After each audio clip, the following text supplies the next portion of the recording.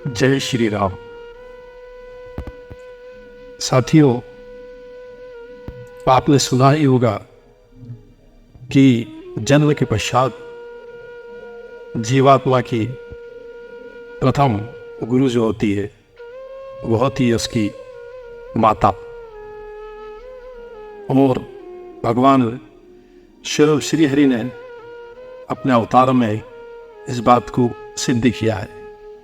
एक बड़ा ही रोचक प्रसंग है मानस का, जो यहाँ पर आपके सामने प्रस्तुत कर रहा हूँ।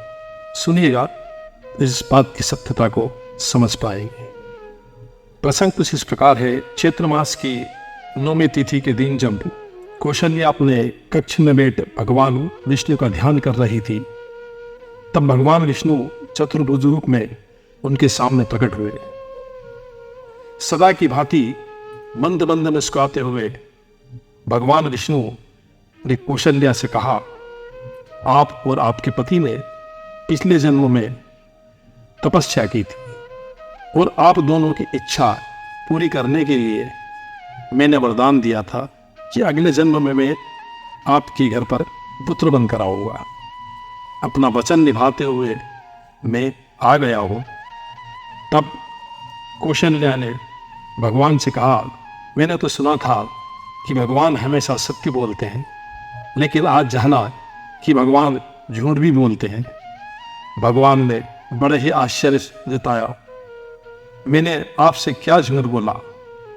कौशल्या ने बड़ा मधुर जवाब दिया, आपने तो कहा था कि आप मेरे घर पुत्र के रूप में आएंगे, लेकिन ये जो चतुर्भुज रूप लेकर आए हैं, ये क्या पुत्र का रूप है? ये तो परम पिता का रूप है, मतलब कि आप झूठे हैं। भगवान को बड़ा आनंद आया। वो समझ गए कि कौशल्या क्या चाहती है। वो तुरंत शिशु रूप धारण कर कौशल्या की गोद में बैठ गए और हमेशा की तरह मुस्कुराते हुए कौशल्या का आनंद बढ़ाने लगी। तभी माँ कौशल्या ने कहा, मैंने तो सुना था कि भगवान को हर चीज का ज्ञान होता है, लेकिन आज जाना कि भगवान बिल्कुल अज्ञानी होते हैं। भगवान ने पूछा, ये आप कैसे कह सकती हो? तब माता कौशल्या बोली, आप इस समय मुस्कुरा रहे हैं, इसी से पता चलता है कि आपको इतना भी ज्ञान नहीं कि बच्चा जब जन्म लेता है तो हंसता नहीं बल्कि रोता है। भगवान ने जान लिया कि माता क्या चाहती है और वो तुरंत रो पड़े।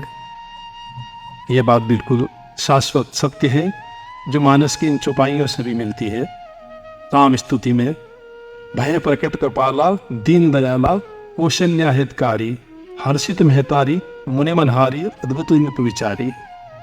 माता तो नहीं बोली सोमति डोली तजंगता तीह रूपा कीजे शिशुला अति प्रेसीला यह सुख परम अनुपा सुनि वचन सुदाना रोदन थाना हुई बालक सुरूपा। बोलिए सियावर रामचंद्र भगवान की जय।